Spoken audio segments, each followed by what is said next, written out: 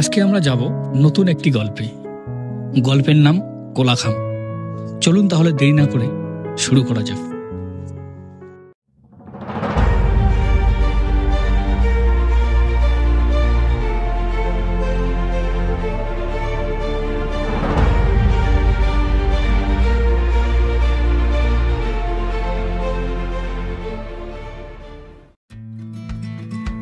আমরা এখন যাচ্ছি বানারহাট চা বাগান এবং গয়েরকাটা ফরেস্টের ভিতর দিয়ে।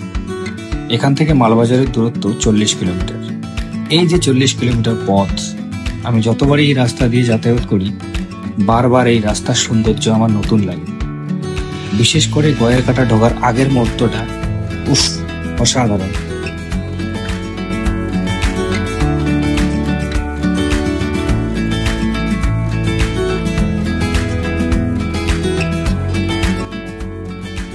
যত উপরে উঠছি কান বন্ধ হয়ে আসছে আর ঠান্ডা লাগছে।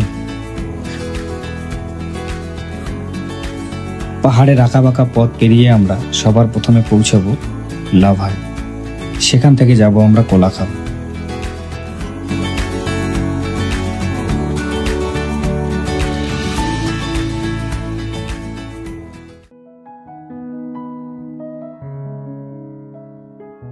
এখন আমি রয়েছি লাভা মনেস্ট্রির পিছনের দিকে একটা ভিউ পয়েন্ট। এখানে বসে মেঘের আনাগোনা দেখতে অনেক সুন্দর লাগে।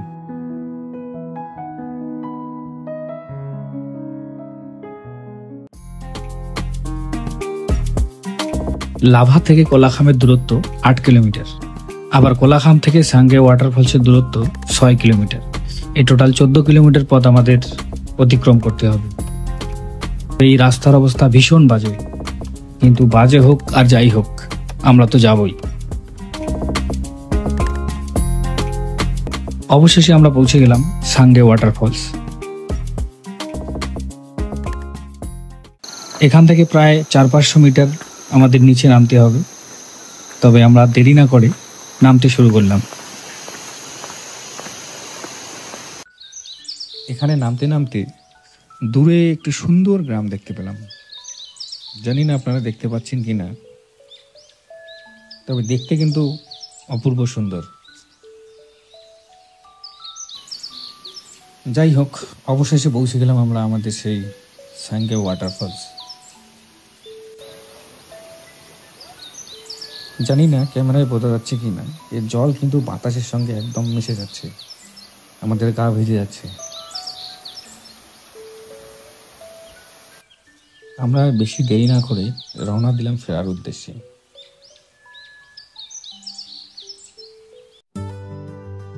ফেরার পথে আমরা প্রথম কোলাখাম দাঁড়ালাম। এই হলো সেই কোলাখাম, যার কথা আপনারা এত ফেসবুক, ইউটিউব নানান জায়গায় শুনতে পাচ্ছেন। কোলাখাম সেরকম বড় কোনো জায়গা নয়, তবে এখানে অনেকগুলো রিসোর্ট আছে। এখান থেকে ভিউটা অনেক সুন্দর। আপনারা যদি কেউ চান যে আমি শহরের কোলাহল থেকে দূরে গিয়ে কোনো নিরিবিলি এক জায়গায় গিয়ে থাকবো, তাহলে আপনারা এখানে আসতে পারেন। তার জন্য এই জায়গাটা একদম বেস্ট। এখান থেকেও কিন্তু লাভা মনেস্ট্রি দেখা যায়। ওই যে দেখুন, এটি হচ্ছে লাভা মনেস্ট্রি, একদম পাহাড়ের উপরে উঁচুতে অবস্থিত। কোলাখাম সম্পর্কে যদি কেউ আমার কাছ থেকে ফিডব্যাক চায়, তো আমি তাদেরকে সাজেস্ট করব যে কোলাখাম আসার থেকে আপনারা এইসব চলে যান, কেননা কোলাখামের রাস্তা ভীষণ বাজে। এর থেকে ঋষভ অনেক ভালো রাস্তা। তো আজকের কোলাখাম পর্ব এখানেই শেষ। ভালো থাকবেন।